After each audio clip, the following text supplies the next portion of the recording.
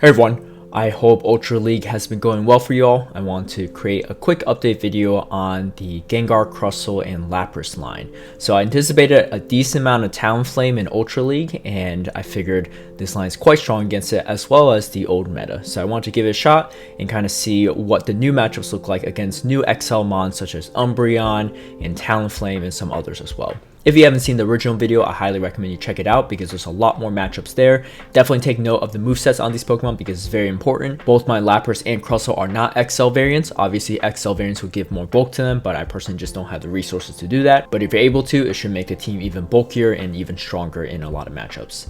Alright, let's get started in some of these matchups. So Empoleon, a very favorable pick in Ultra League Premier. So Empoleon is actually very solid against the backline. It's very strong against Crustle, and it beats Lapras as well. So you pretty much have to stay in and hope that they don't swap out. So my opponent here is not swapping out so far, which is good, and they're taking these Shadow Punches. So the Shadow Punches are going to definitely add up against Empoleon. Let's see if we force another shield or take it out. So my opponent actually double shields there, and I get to a third Shadow Punch. This is huge.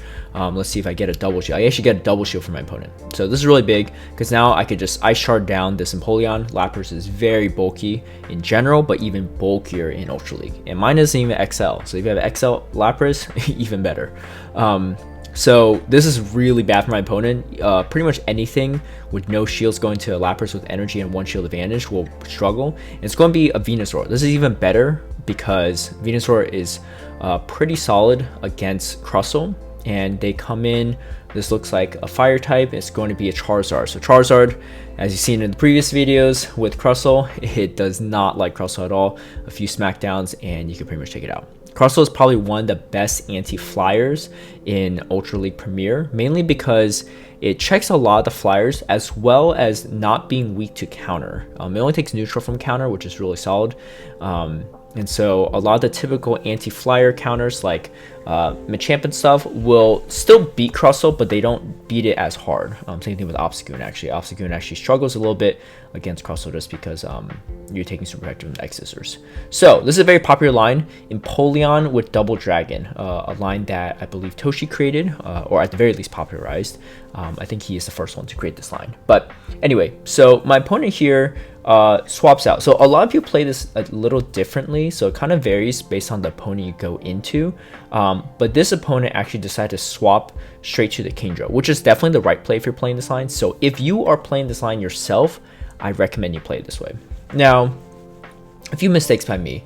So I probably shouldn't have shielded my Crustle right there because they could just farm down my Crustle at that point.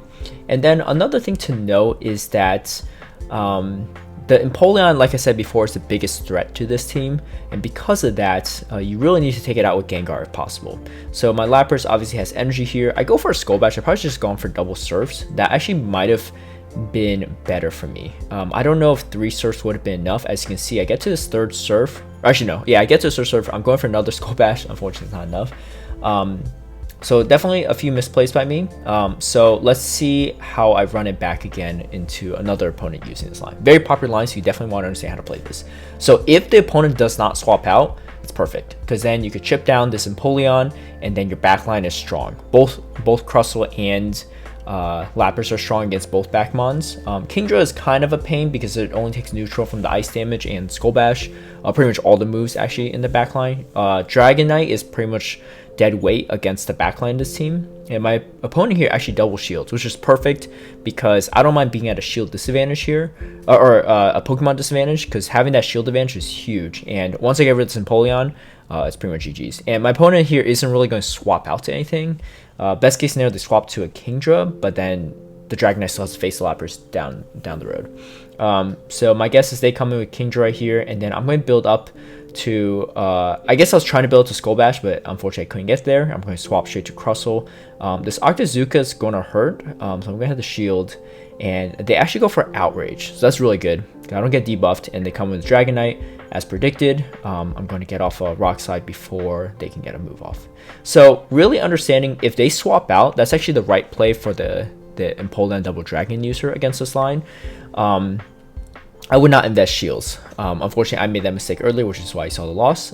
But if they stay in, perfect. Then you stay in yourself, take out the Empoleon or take out their shields, and then just finish off with Lapras and Crustle. Alright, going against Lapras, so I built up energy there and swapped out. I probably could have dropped a move instead, but I wanted to swap to my own Lapras first. I guess most people that lead Lapras will have a Lapras count in the back, so they wouldn't stay in there. Technically, my Lapras is at a disadvantage if they have a slight energy lead, because they can get to the Skull Bash beforehand. So they actually bring in Meganium, so this is pretty nice. Because I got the Skull Bash off, I actually survive. And here's the thing.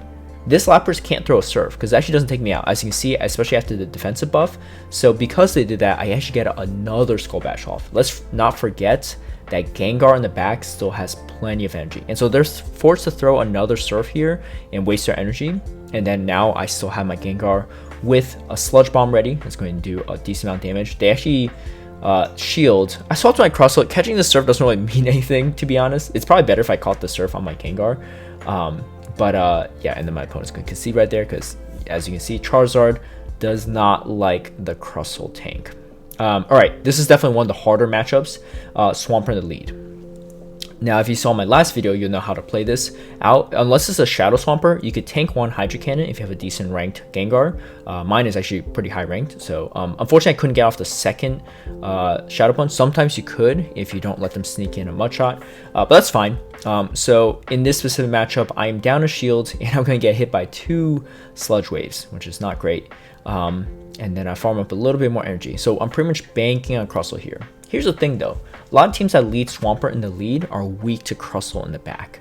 And so as you can see, they bring in a Gyarados into a Lapras, which means that they probably have another flyer or something else weak to anti-flyers, such as Lapras.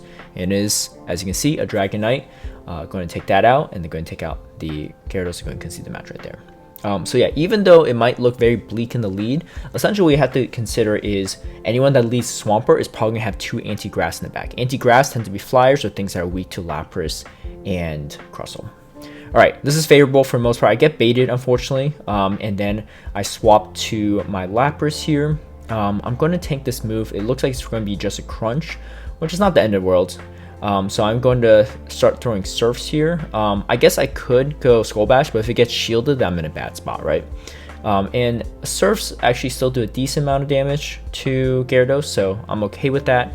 And then I'm going to throw another one here and then start wearing it down. And I shut it down, which is nice, and I still get to another Surf. This is huge. So I can force another shield or just put the Machamp really low. So I force a shield, which is nice. Now we're on even shields. I have energy on my Gengar still. That's really important. I'm going to throw it and then throw another one just because I don't want to have to worry about shielding a Rock Slide or get baited by a Cross Chop. They actually do shield, which means that they probably are going for Rock Slide here, and they are. So this is pretty good. And then it's going to be an Empoleon. This is not good at all. Not good. Like I said, my backline is very weak to Empoleon, especially Crustle. Luckily, I do have some energy on this Gengar to use on this Empoleon. I need to swap straight away so I don't get farmed down here. I'm going to have to tank a Hydro Cannon here, which is going to be really bad. It's going to do, as you can see, a lot of damage. Yeah, Empoleon is probably one of the biggest checks to Crustle, just because it resists all of Crustle's moves. Luckily, still able to Shadow Claw down the Machamp, but kept it very, very close. Alright, Shadow Machamp, let's see how we play this out. They actually bring in the Empoleon here, so this is really good, because now I can weaken it a little bit and then swap. So I do draw a shield, which is nice.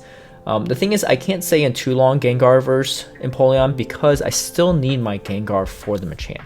Having Gengar with a little bit of chip damage from the waterfalls is fine, because the Machamp counters aren't really going to do anything. You really just need to worry about Rock Slide. Even Cross Chop's not going to do anything, so having a little bit less health on your Gengar is totally fine. It's almost like a full health Gengar in some ways.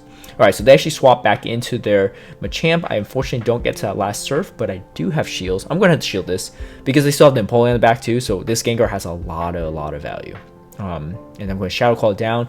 This is huge. Let's see what they have in the back. And they come in with Empoleon, even better, because now I don't have to worry about a third Pokemon coming in and losing switch advantage here.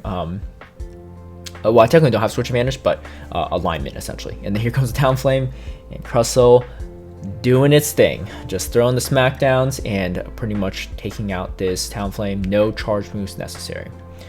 Alright, going against Obstagoon. So if you see my previous video, you'll know that even though this doesn't look like a favorable matchup, the thing is Obstagoon's counters do nothing.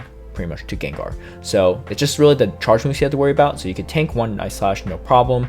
I'm going to shield the next one and then go for double Sludge Bomb. They have to shield at least one of these, and so even if they don't shield the first one, they're going to shield the second one. So this actually makes it a pretty okay matchup for Gengar. So what you do is you draw one shield, then you swap to Lapras. Likely they won't have a fighter in the back. This is a pseudo fighter, but they likely won't have a fighter in the back because otherwise they'd be super weak to charm leads. So this is really your biggest threat for your team. And my opponent here is actually shielding, which means they are weak to anti-flyers. That's good to know because I have that Crustle on the back, and Lapras' bulk is really nice here. You can still take it out. I know some people ask, can you use Shadow Lapras? You could. I personally wouldn't recommend it because Gengar's already on the Glacier end. You want the bulk on Lapras, especially as a safe swap. It's really, really nice. And the bulk on Crustle helps. So 2 bulky mons with a Glacier in the lead, really solid. So as predicted, they have something that's weak to anti-flyers, and it's going to be a Drifblim. I unfortunately get baited with the Icy Wind, so I do have to swap to my Gengar to clear the debuff. I got 2 Icy Wind debuffs, so definitely want to clear that, and then bring in the Gengar to do a little bit of chip damage with the Shadow Punch. This is actually not a great spot to be in because 2 Dark Pulses will take out this Crustle. My opponent actually goes for Gunk Shot here, which is interesting. Now, Gunk Shot is not the worst move to throw here because it does 1 more damage, just 1 more damage than Dark Pulse. So if you get to 1 Gunk Shot over 2 Dark Pulses, it is the right move. I don't know if they would have gotten to 2 Dark Pulses or not. It looked like they might have, so that might have been a misplay on my opponent's end. But able to still capitalize on that misplay and turn it into a W. Okay, so Talonflame, XL Talonflame, not something that was around when I first made this video, so definitely an interesting matchup. So you want to swap out right away. Gengar has okay play against Talonflame, but you have much better play against it with Crustle and Lapras. You want to swap to that as soon as possible. You draw out the Grass type. This is really good because both Lapras and Crustle doesn't want to deal with this in the back end. And able to draw a shield too. I usually go double surf. You could go Skull Bash if you want to try to win switch advantage, but most players will double shield. And then they bring in the Talonflame versus Crustle. I think a lot of people don't realize Crustle's typing sometimes and realize it's only taking neutral from fire. They see the bug typing and think that's the way to go.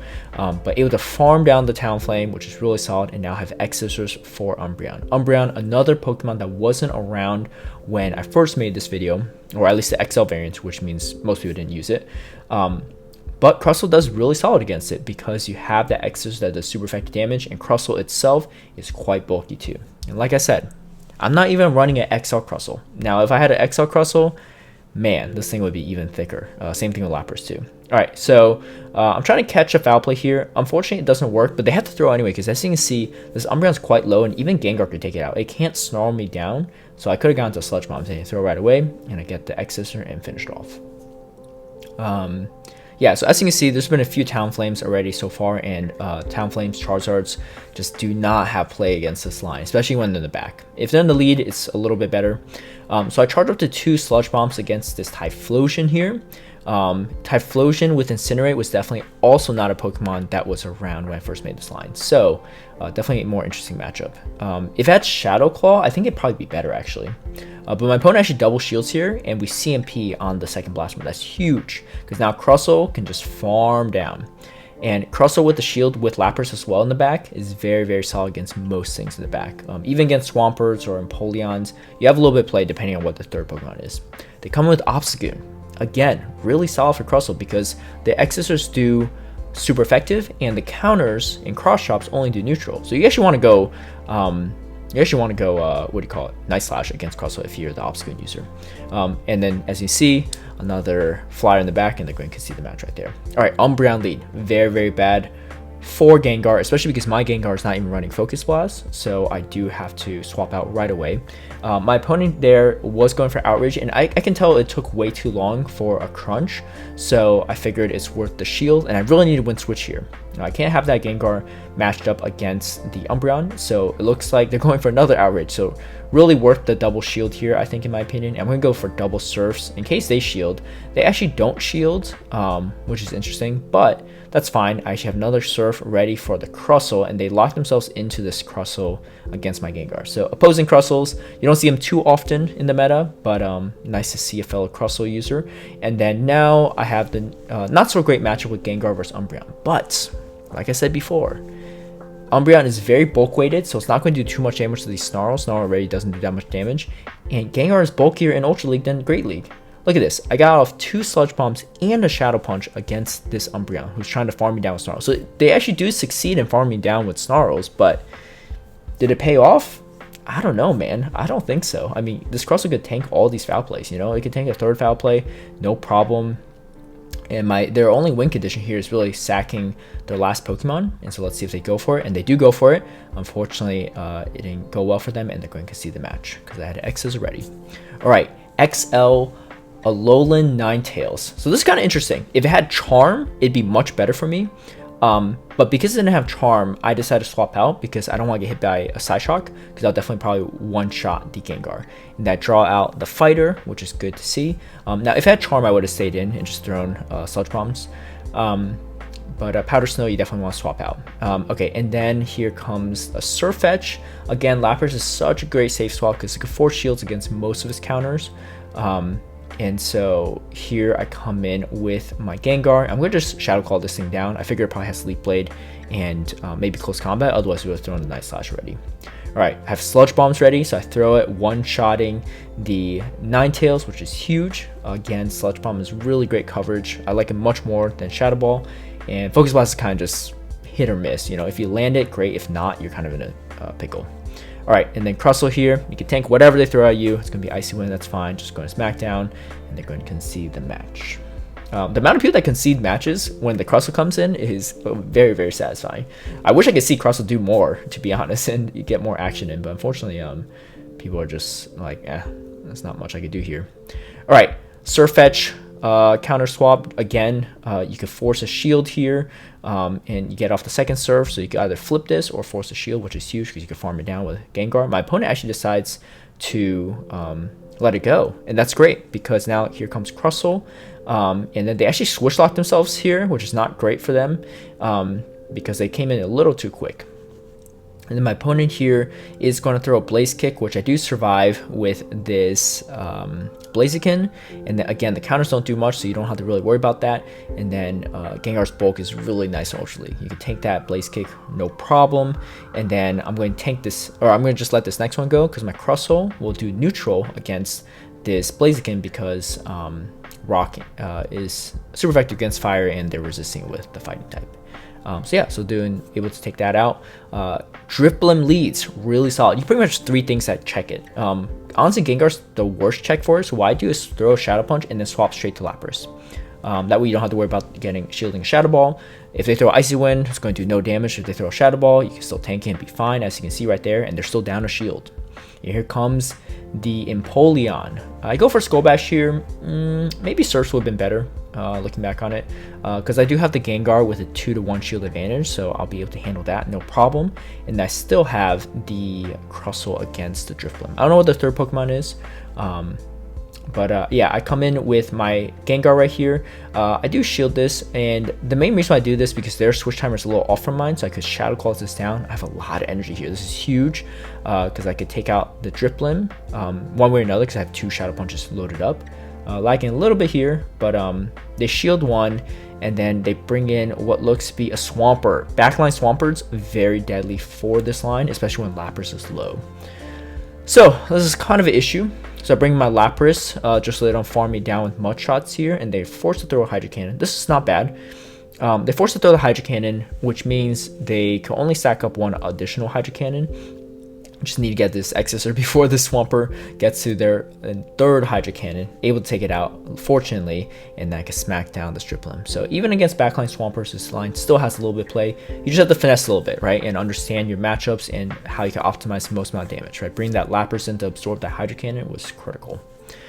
All right, Abomasnow. We're about to test out why it's important to have Sludge Bomb. So they either shield here, and you bring in the Lapras, and they'll be down a shield, or they don't shield and you one-shot, and they don't shield. So always good to see. And here comes Gyarados. Now this is a little concerning because I'm seeing this and I'm like, there's a good chance they might have a Swampert in the back if they're not bringing in Lapras here, right?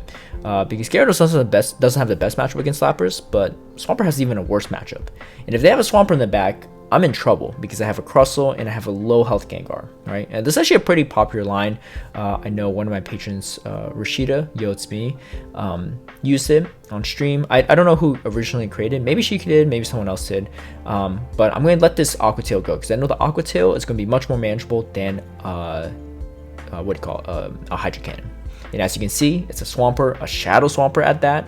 This CMP was really, really critical because now I absorb one of the Hydro Cannons, and it's still uphill battle. I have 2 shields, but they just need to get to a 3rd Hydro Cannon, and the Smackdowns are doing resisted damage to the Swampert. What I'm really worried about is them trying to catch a move on their Gyarados, because that would actually be disastrous because it takes a while to get to these X's with Smackdowns. But luckily, they do not. Able to take out the Swampert with a Crustle still, and smack down the Gyarados. Another reason why you want Sludge Bomb. And we're going to build up against Tangrowth. You want to stay in because Tangrowth is really solid against Lapras. Yep. And they're going to concede the match right there. So if you're not convinced on Sludge Bomb being the better move choice, hopefully these last 2 clips helped out there. If you want to see how to play out matchups against grass types where they do shield the Sludge Bomb, definitely check out my previous video. I have a lot of footage of that as well. I wish you the best of luck if you decide to use this team as well. It's a ton of fun to play, especially when you get those Talonflames or Charizards in the back. A big shout out and thank you to all my patrons who've been supporting my content creation. If you would like to have early access to my strategies or some behind the scenes footage of my gameplay, feel free to sign up in the link down below. If you like this video, feel free to give it a like and share, subscribe for future content, hit that notification bell to get alerted right when I post a new video, and I'll see y'all next time.